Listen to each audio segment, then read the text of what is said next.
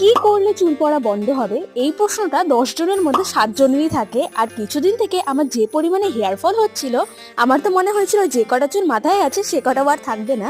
But luckily কিছু tips follow করে কিন্তু আমি অনেকটা হেয়ার ফল কন্ট্রোলে করেছি। আর সেই বিষয়ে আজকের এই ভিডিওটা।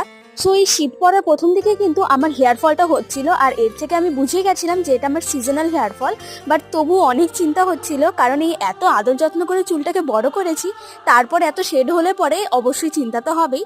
আর এখানেই আমাদের মেইন কাজটা হলো ফাইন্ড আউট করা যে কি করার পরেই চুলটা বেশি উঠছে। সো আমি কিছুদিন থেকে দেখছিলাম যে আমি হেয়ার অয়েলিং করছিলাম না, আর এই ঠান্ডার জন্য আমি হেয়ার ওয়াশও করছিলাম না। সো আমার স্ক্যাল্পে বিল্ড আপ হয়ে যাচ্ছিল, আর এই কারণে চুলটাও বেশি উঠছিল।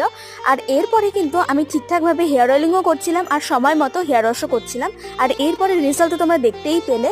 আর অনেক সময় আমরা যে সমস্ত প্রোডাক্ট রেগুলারলি ইউজ করি সেগুলো কিন্তু এই সিজনাল হেয়ার ফলের সময় কাজে নাও লাগতে পারে। সো এগুলোকে চেঞ্জ করতে হবে।